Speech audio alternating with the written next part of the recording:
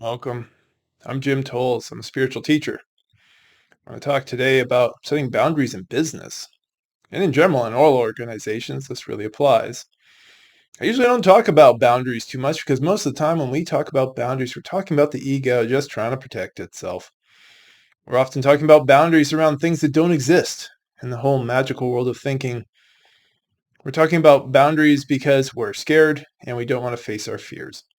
That's not what I'm talking about today. I'm speaking in the context of 2023, where the word of the day is burnout. Burnout across so many industries. I've been hearing it all across the globe, from landowners in Australia to physicians in healthcare to teachers to IT professionals. The list of people feeling burned out is very, very long. And one of the big problems in all this is not setting appropriate boundaries for ourselves and then applying those outwards into our work. That's what we're going to talk about today. And it's going to invariably be confronting for parts of our ego, and that's part of our work. As a reminder, I'm Jim Tolles, a spiritual teacher who has been doing this since 2010, and I've seen a lot of crap. I've also helped a lot of people out of a lot of crap. If you would like some help getting out of some crap, you can sign up for my newsletter to stay in touch about community stuff that I do. Right, these are committed groups of 4 to 6 people that meet regularly every 2 weeks, and some of which have been meeting almost 2 years now. I also do one-time classes and one-on-one sessions. Again, sign up for the newsletter. It's down in the description. It's a great way to stay in touch. Not too long ago, I did a video about burnout. You can find that on my channel. And essentially, it means we're not honoring our limitations. So what do we do when we start setting boundaries? We're accepting where our limitations are. We're also starting to reprioritize what matters in our work. And this is going to lead towards renegotiating with superiors, employees, coworkers, and that can be messy. And a lot of people are not getting practice in these forms of social negotiation. Social negotiation goes on all the time. We're talking to each other, getting to know each other, understanding what we can ask, what we can't ask. Going through the process of figuring out what we want to eat for dinner is a social negotiation. So is figuring out what work you can do and what you cannot. One of the ego issues we're working with is this idea that you can do everything. You can do everything. You can't. You know this conceptually when I say this. It is a ridiculous idea to think you can do everything all the time. But in practice, we are trying to live this in this culture. We just keep saying yes to doing more, or we just don't say no, and it just piles onto us. And then you're working 15-hour days. And what's worse is a lot of society will applaud you. They will give you more money. They will give you more promotions, and they will just generally say, wow, you're working hard. To get to where? Do you know? Do you know where you're trying to go?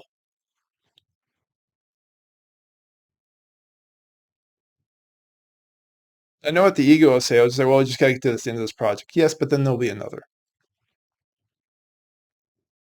There will be more work. Where are you trying to go?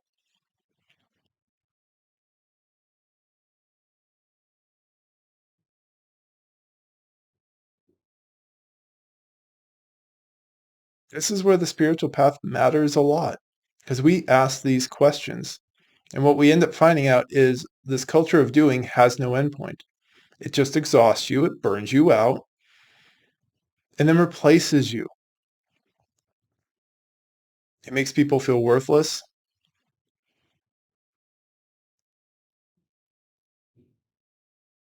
It makes people feel hopeless.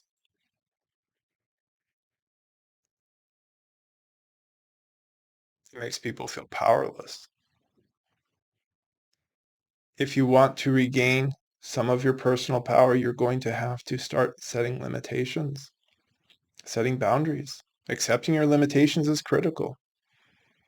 You're going to have to be willing to be messy with other people in the sense of saying, I can't do this. what matters the most. Invariably, on the other side of this is you're more productive when you do this, and when you're working at a reasonable number of hours. You're more creative and thoughtful, and you make a lot less mistakes. And let's be clear, mistakes are costly to business. That's not efficient. Constantly doing is not efficient. The more burned out you get, the more you're just going to do the same types of things and come to the same types of conclusions, which can be dire to a lot of businesses, particularly startups. Startups need a lot of creativity. This brings us to the difficult conversations. And it's going to start usually with journaling or talking to somebody close to you before you have this with your boss, your coworkers, your employees, to figure out what you even want to say. To go through the times that you're go through the time that you're putting into work and figuring out like what's a real priority here, what really matters, what doesn't, what's just been added on. Because when you're clear in yourself about what needs to go, you can start to have that conversation and negotiate and be clear and be calm. If you don't have that conversation ahead of time, you're more likely to be reactive and to get into fights or to give up or whatever your preference is. So we have really 5 main things that we like to do in social contexts, which is fight, right? So this is the arguer or the fixer. Flight, run away from the idea that you have or run away from the conversation and still go back to trying to do everything. Freeze, where you just can't talk at all. And then faint is where you just check out and start talking about another topic entirely, more or less. And fawn, which is sucking up, right? Trying to make the other person happy and people please. And all of these tend to get in the way of just having a congenial conversation saying, I can only do so much. And you can only do so much. You cannot do it all. On the spiritual path, we have this nonsense that's infiltrated here around like limitless energy. Get limitless energy. Why? Because we can't set boundaries, because we don't accept our limitations. So we want to have a magical idea where we're just constantly doing. We need times for rest, people. That's reality. Let's live in the real world. The real world doesn't constantly keep growing. It goes through cycles of life, death, and rebirth. Life, death, regeneration. That's what it does. You're going to have to find your courage, and you're going to have to accept reality. And part of the reality with all these businesses is most of the things that are getting piled into people's plates, you don't need to be doing. I saw a lot of the things that people were asking managers and senior managers and directors when I was working in the tech company world years ago. They were on so many meetings that they did not need to be in. And you can't be in back-to-back 8-hour, 9-hour, 10-hour meetings and be effective, on top of the fact that you probably don't need to be there. So then you have this really checked out manager going to these meetings because I think they're supposed to and they can't set boundaries. And they're not even really involved, trying to do work for something else, or dropping off part way and jumping into another meeting, which interrupts that meeting and just, it doesn't work. It's not actually effective.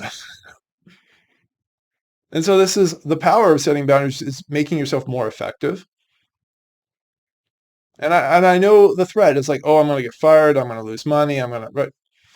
Well, if setting boundaries to be a more effective and healthy person in your business means you're going to get fired, that says something about the business you're in. However, what I found in most situations is there's a lot more reasonable response when everybody's calm and everybody's cool and collected. And I know that's asking a lot for a lot of burned out people. But you have to be a warrior for yourself. You have to be a warrior for yourself and for your loved ones, because I'm sure if you've been working 12 or 13-hour days because you're not setting boundaries, you're not much fun for your family or your friends or your children or your parents or anybody else in your life.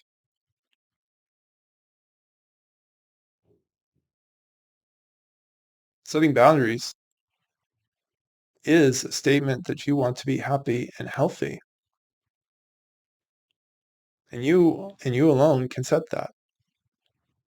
You can only do what you can do for yourself, and you can't expect other people to know to do this for you.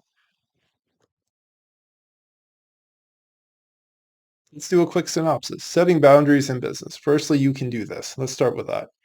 Secondly, evaluate what you're doing and the level of importance, at least in your mind. Third, write out what you want to say about this to whoever you have to talk to. And practice with a friend or someone who's not part of the situation. Fourth, find a time when you have your best energy during the day. And hopefully the other person or people have their best energy today to have this conversation. Fifth, have it again. Because invariably what will happen was a bunch of different things will get said. Depends on the situation, whether you get pushback or immediate agreement. Have that conversation again. Check in, let everybody know this is what you're doing. Or if it doesn't happen, talk about it again to get buy-in because so-and-so didn't talk to so-and-so to get approval to change or move something you had to do. And then have it again, right? So this is an ongoing conversation, not a one hit. Particularly if you are living in or working in a business where this has become the culture. But as you set these boundaries, notice how you feel. Notice how you feel about your work and how you feel at the end of the day. And along the way, of course, there'll be plenty of work on the ego, which I'm here to support you in. As your ego says, I can't do it.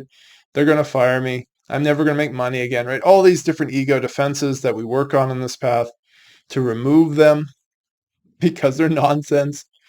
And because even if something bad happens, it's never quite what the ego expects. And there's a lot more opportunity and possibility than what we allow ourselves to be. Boundaries is actually opening us up to possibility by accepting limitations and where some things just truly are impossible.